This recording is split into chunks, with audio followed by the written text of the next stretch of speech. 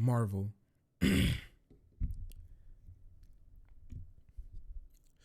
The comic book, the superhero, the media legend that we know has come out. They've done it again. They've surpassed our expectations. The creators of Marvel Thor, Spider-Man,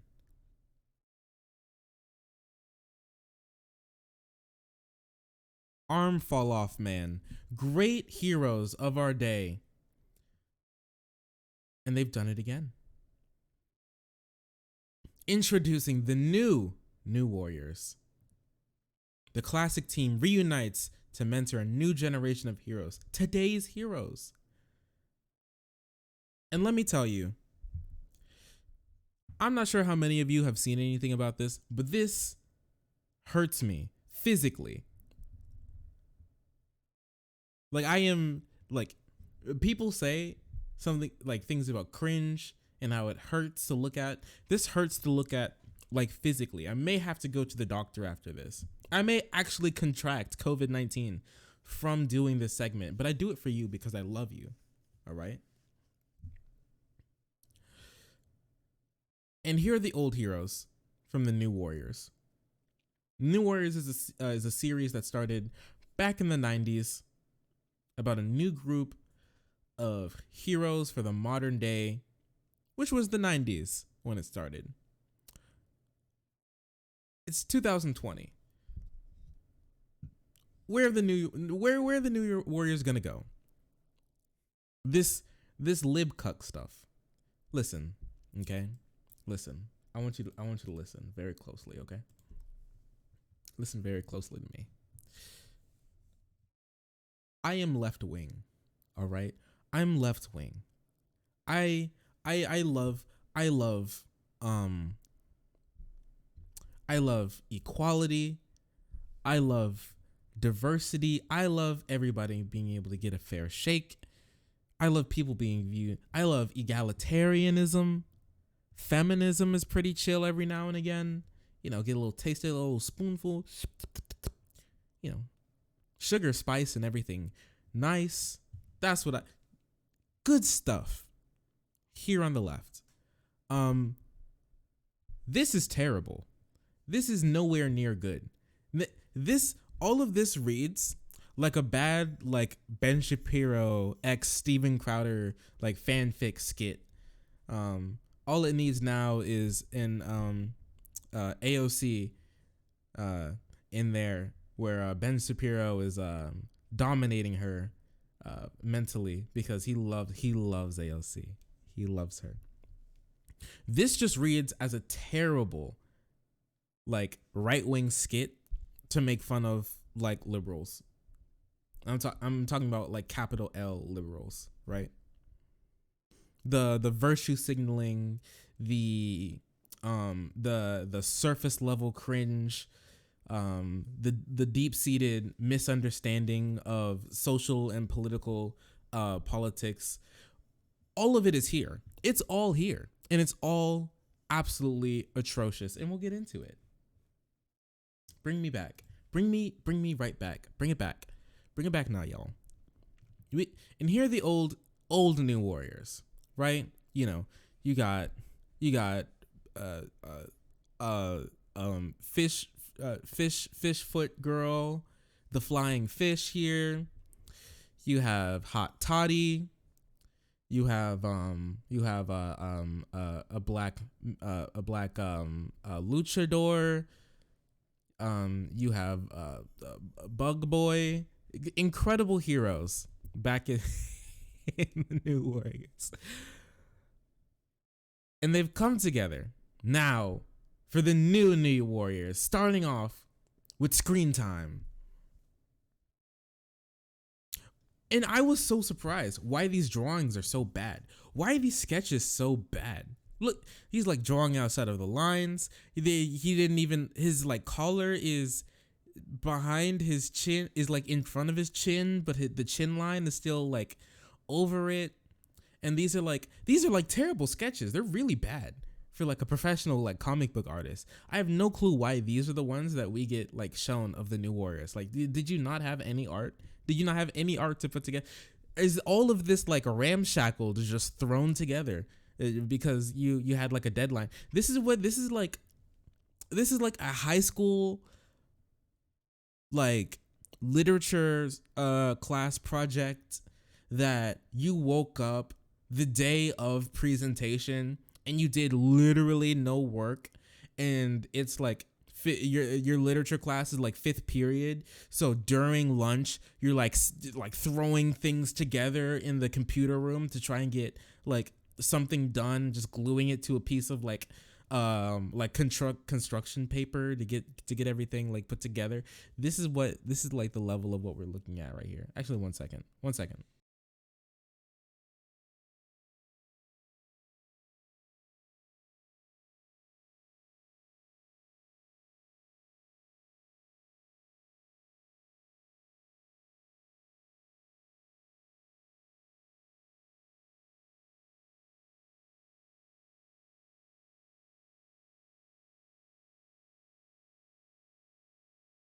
It's terrible.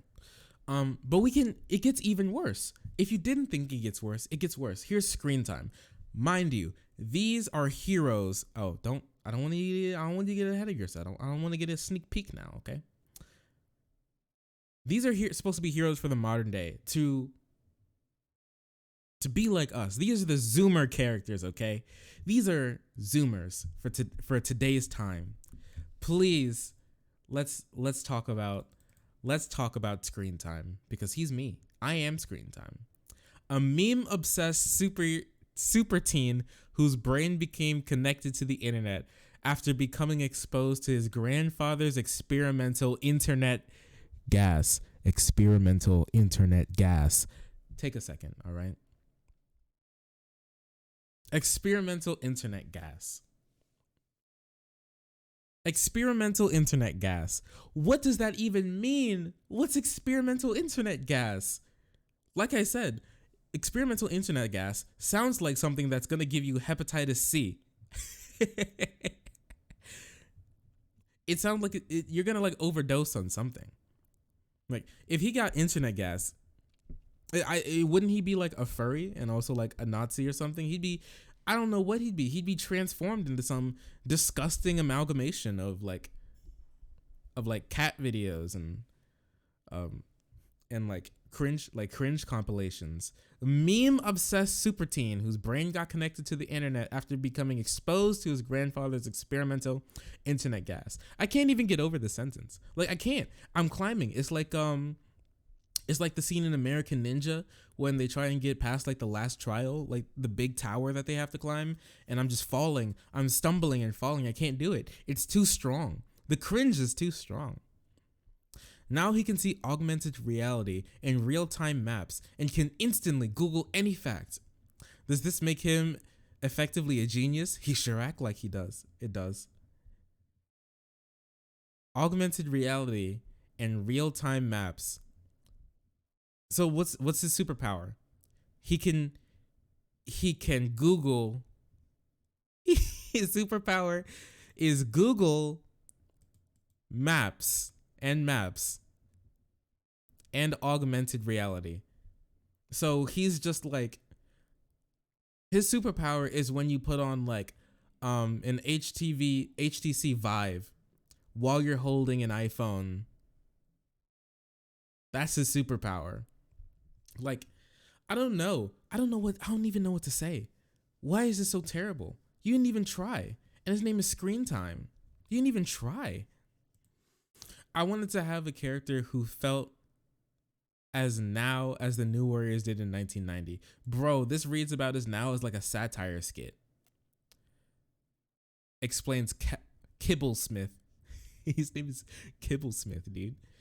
The New Warriors have been zeitgeist characters from the beginning and get edgy skateboarding Night Thrasher in the 90s and the reality TV team of the 2000s, and now in 2020 we have New Warriors who have never grown up without the internet and one character who appears to essentially live inside of it. Bro, this is like the character that like a middle-aged wine mom creates for her like book for like her like local book like group about her son who plays too much GTA and it is in his room like watching Twitch. This is the character she makes. Screen time.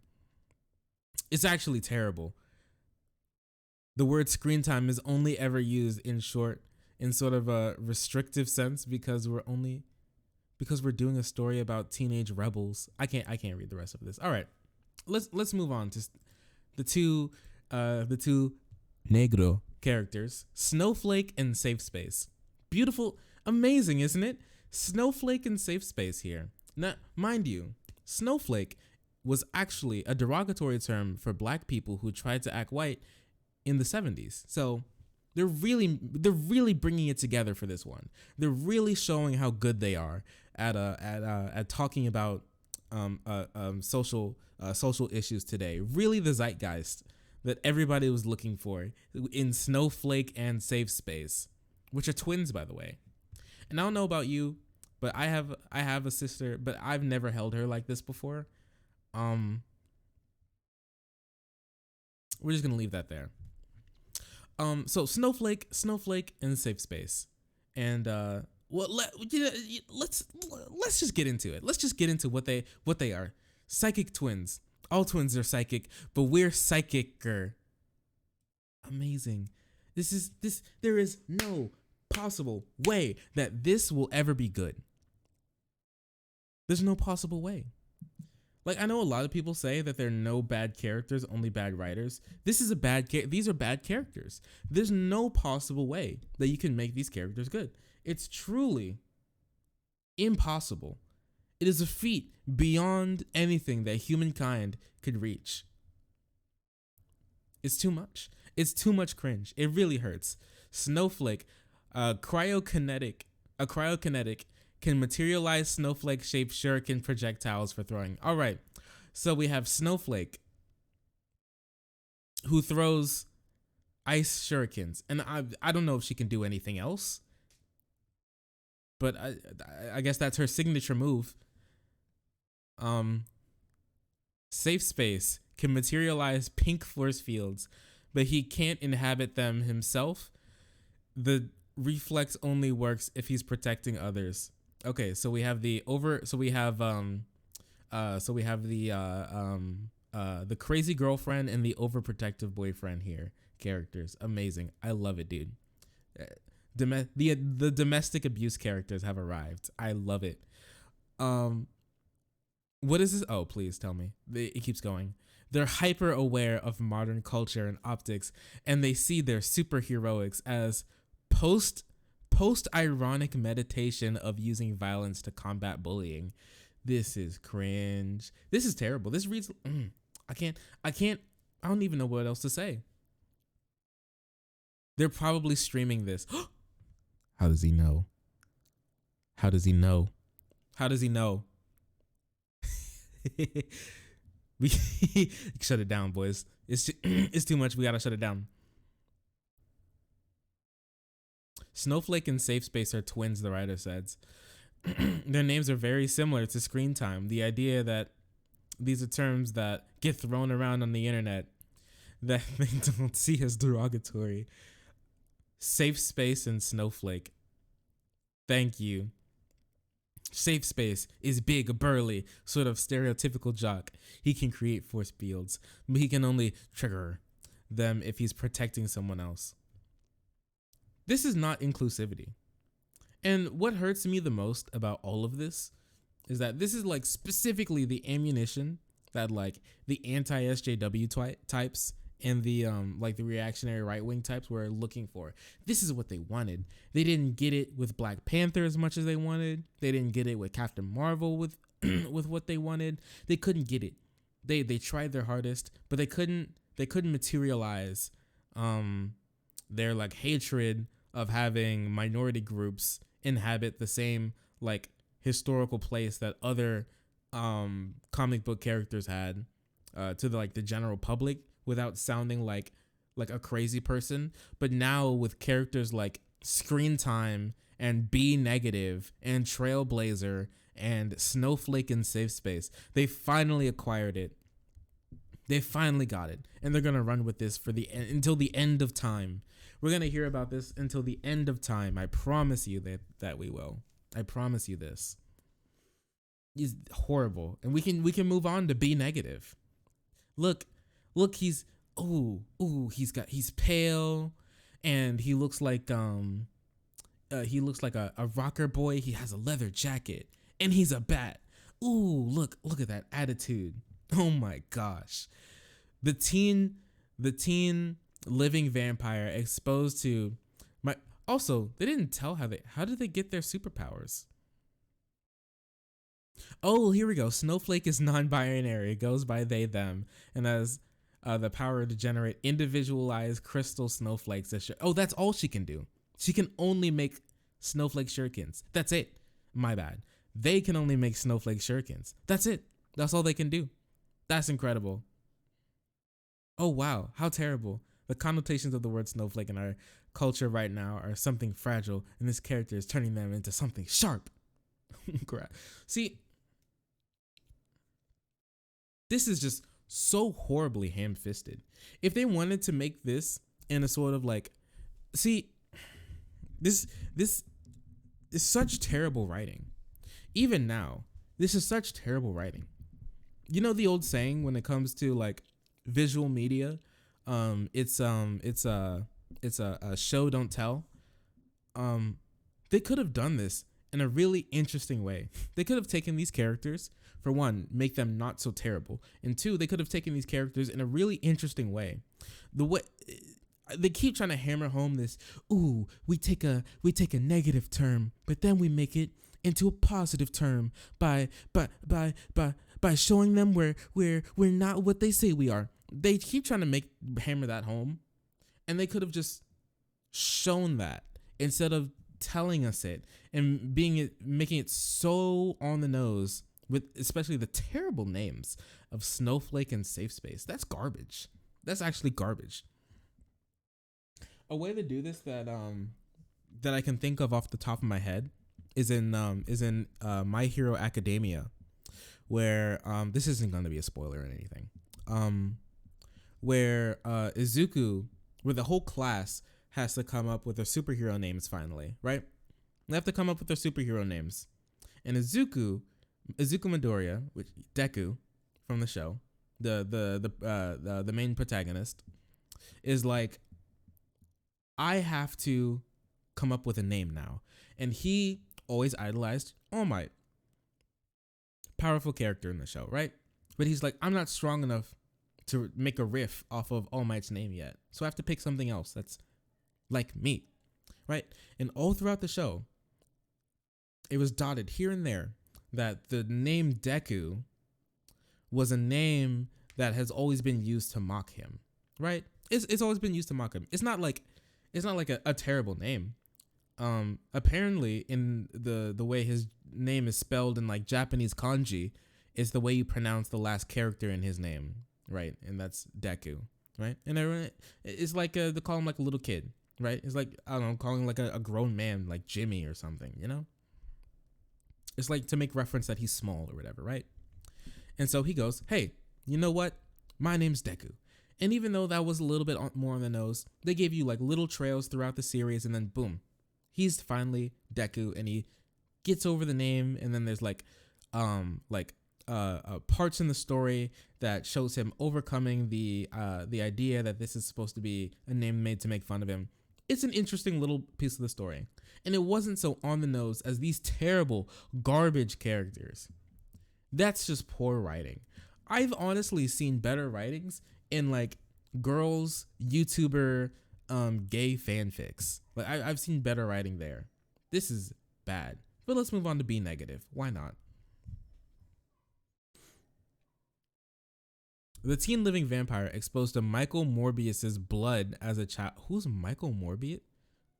Michael Morbius. Who is this? Who is this? Oh, the living vampire, Dr. Morbius. Oh, how did he get his blood? Does this guy have AIDS? Why is this little kid? How did this little kid get exposed to his blood? What the heck happened? What the heck?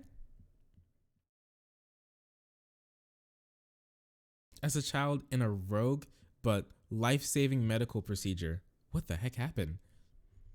He still ages like a regular kid, but he has all the abilities of Morbius. And he called himself B negative. What it I hate the vampire has a blood meme name. That's horrible. This is so bad. He also is obsessed with all the music and attitude of a classic long past. Oh no, stop talking to me. B negative is a goth kid. And when he was a baby, he got a blood transfusion from a vampire and then became a vampire. Amazing. Cool. And finally is Trailblazer, the one that gets made fun of the most, which is sad because, fat shaming still exists. So we got the chunky girl, Trailblazer, a regular kid scooped up into the world of teenage heroing. Her magic backpack is actually a pocket dimension with seemingly infinite space from which she can pull out useful random objects. Okay. So who do we got? So we have a walking, talking Alexa. We have someone who throws ice shurikens and someone who makes force fields. We have a literal vampire, and we have a girl with a magic backpack. We have Dora the Explorer. This is the new Warriors team. Amazing. She's a group home and foster kid. She's a group home? Okay, group home and foster kid volunteer at a senior center when this mysterious threat shows up and the Night Thrasher runs in to the rescue. And because she helps him, she ends up in the crosshairs of the new outlawed law. Trailblazer wants to help people, but she's not a superhero yet. Magic backpack. Wow. Given to her by her. These all do look like Ben 10 characters. I don't know about you, but this looks like this looks like Ben 10 in like a series that's called like The New 10 or something. That looks like a Hispanic Ben 10. And this looks like something on his Omnitrix. This looks like a gay alien on his Omnitrix. I just don't understand.